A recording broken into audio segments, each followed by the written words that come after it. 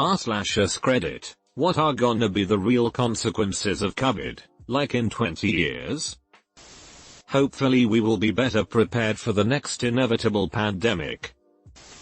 The fact that the economy is, to put it mildly, severely disrupted. Getting your shot every year. It will be forgotten at some level and most likely governments are little bit more ready for new one.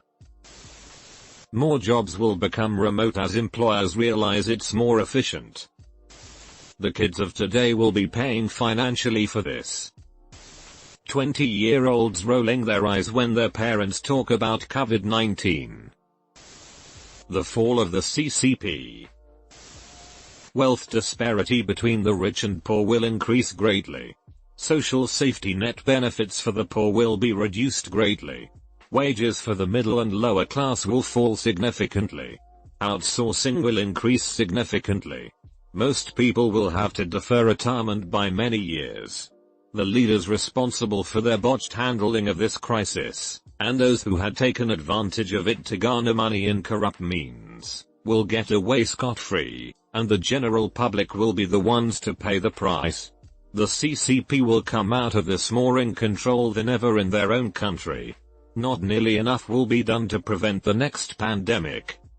Professional sports are mostly pay-per-view. Air travel is expensive. Both working and studying at home have been legitimized in many cases. Staying at home will be prevalent norm for more PPL. China will be seen by all other countries with invariable skepticism and wariness. Mass tourism will be redefined. Any appearance of a new epidemic will set in motion immediate measures. America for several years has become a fundamentally unserious country. This is the luxury afforded us by peace, affluence and high levels of consumer technology. We didn't have to think about the things that once focused our minds: nuclear war, oil shortages, high unemployment, skyrocketing interest rates. We even elevated a reality TV star to the presidency as a populist attack on the bureaucracy and expertise that makes most of the government function on a day-to-day basis. The COVID-19 crisis could change this in two ways. First, it has already forced people back to accepting that expertise matters. It was easy to sneer at experts until a pandemic arrived, and then people wanted to hear from medical professionals like Anthony Fauci. Second, it may, one might hope, return Americans to a new seriousness, or at least move them back toward the idea that government is a matter for serious people. The colossal failure of the Trump administration both to keep Americans healthy and to slow the pandemic-driven implosion of the economy might shock the public enough back to insisting on something from government other than emotional satisfaction. People will judge the mishandling of the pandemic, saying that the leaders of the world failed humanity. Relentless complaints about the debt accrued from economic relief packages are too heavy for future generations to bear. Potential reduction of meat consumption or heavier regulation of street meat? I haven't become completely vegetarian due to diet restrictions, but I definitely learned to make more vegetarian-vegan dishes. From an emergency management perspective, 9/11 and Katrina swung the pendulum towards favoring federally led responses to large disasters. The COVID response, and federal bungling, will be viewed as the beginning of a shift of responsibility, capability, and ownership back to state and local leaders, for better or worse. We're only 2 months into this, so this is all wilder speculation. But retail has been teetering on the brink of death for years, and this is going to be the final nail in the coffin for a lot of it. Sure, things are reopening, but people aren't going to be jamming to fill the malls. Major clothing retailers that have a store in every mall might cut back to 1 or 2 per city. A lot of jobs just aren't going to come back. Same with restaurants. A lot of people, especially young people, are realizing how much money you can save cooking at home. A lot of servers aren't getting their jobs back. The economic slump is going to require a lot of stimulus, which means in 20 years, taxes are gonna be crazy. A sharp increase in the number of people with OCD, particularly obsessive hand washers. The socialization effects of young kids during this time. By the time children are 3 years old, 80% of their brain is wired, developed to accept love, how to play, how to learn, act. By age 5, 90% of their brain is wired.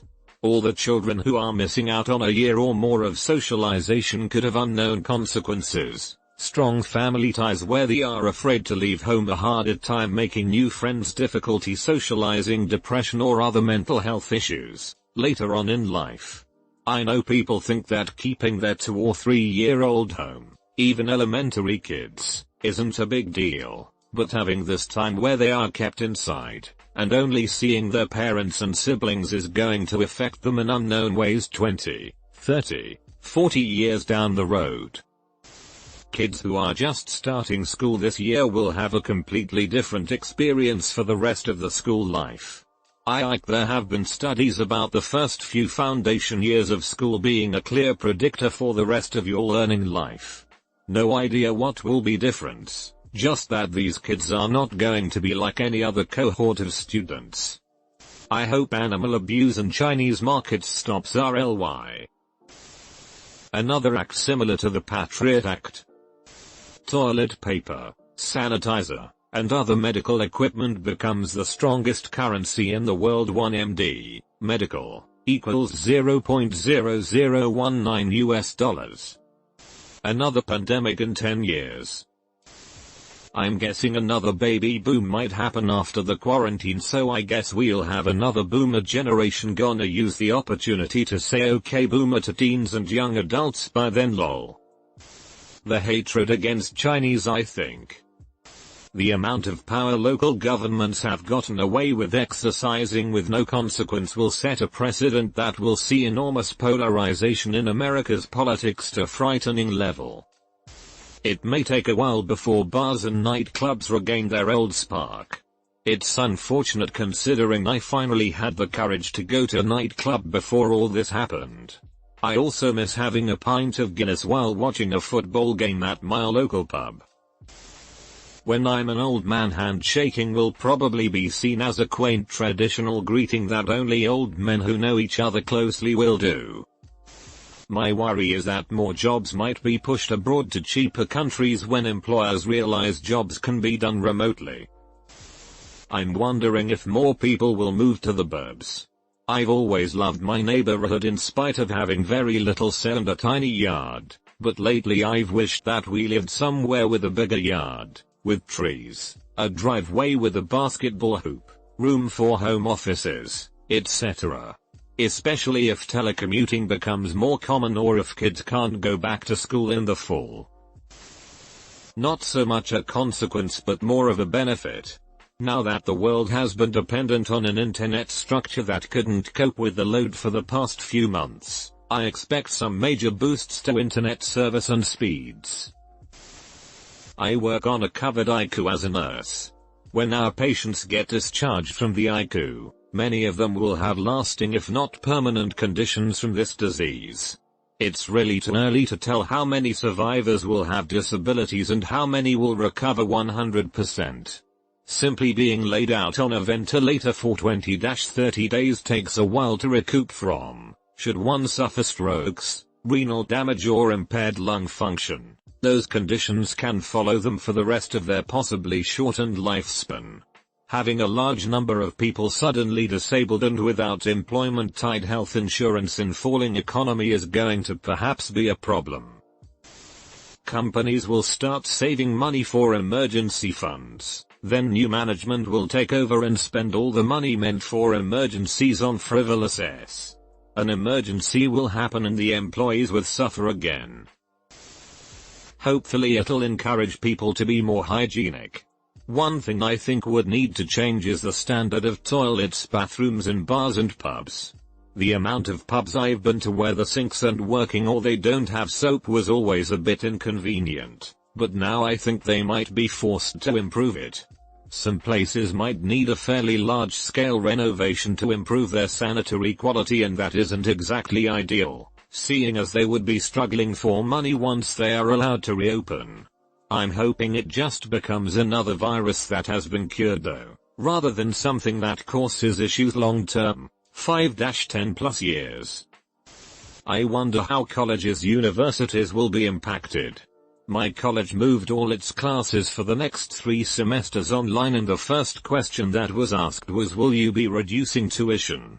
I think if they don't, a lot of people won't be able to go to college or finish out their degrees. Conspiracy, or people believing that COVID was just a conspiracy and the millions that died never really existed. 20 years from now, nursing homes will be filled with people without a cent to their name because they lost it all during the lockdown and market slump. Kids who don't even have jobs right now will be paying for their parents' care. Could be 5-10K a month, which is an impossibility for most. Overall, I think there are a lot of positives to come of COVID-19. Nations of the world worked together to combat a global threat. When you step back and think about that, it's some uplifting news that could springboard much more global cooperation. The only thing I'm worried about are future sanctions on China and how that may pan out. There's plenty of negative press coming out about China. There's real news, there's fake news, there's real news disputing the fake news, and there's fake news disputing the real news. COVID-19 has been dominating the news cycle and covering up most of the Hong Kong protests. Taiwan seems to be back in the news amid the crisis as well, which may be a sign of China losing their grip. Right now every nation is dealing with their own COVID crisis issues, but China will rise back into the spotlight quickly. There are some serious allegations of human rights violation coming from China. We'll be unearthing COVID-era scandals all over the world for a few years, and depending on how quickly it happens and how much this excavation impinges on China, we could be in for a world conflict. I'm mostly concerned that China will try to rein in control of Hong Kong and Taiwan, and it won't be peaceful. Other world armies either will or won't get involved, and either way it'll be devastating. If that's what happens, COVID-19 will be in the history books as a catalyst leading up to the conflict. There are many of them. I feel the comments have already done it justice. They are: 1. Massive economic burden on Gen Y and Z. 2. Retail and offices shrink drastically. 3. Charities will economically fail from all the funding going towards the tax burden and stimulus programs. 4. Overhaul in government policy and redistribution of powers on a global scale.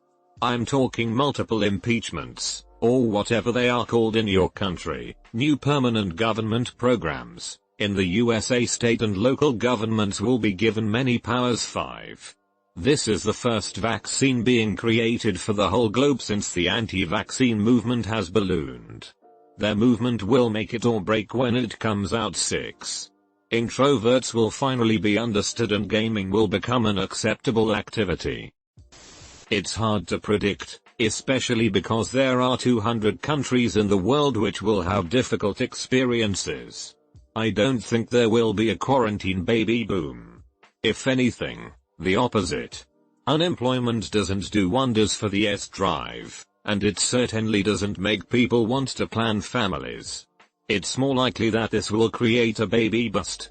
Most likely, global corporate capitalism, neoliberalism, is dead. It is morally dead. It is culturally dead. It's an embarrassment, ill-suited to the present let alone the future. Whether it actually dies, I can't say. There are people with a lot of power who have invested a lot in it. They will likely pull toward authoritarianism to prevent socialist progress. The protests, encouraged by Trump, funded by those cocksuckers. The center's gone. We're not going to bounce back into the economic time before, which wasn't all that good in the first place. Some countries will likely fall into authoritarianism and eventually fascism. Others will reinvent themselves in the European socialist model where capitalism still exists but its worst tendencies are blunted and, over time, moderated out of existence.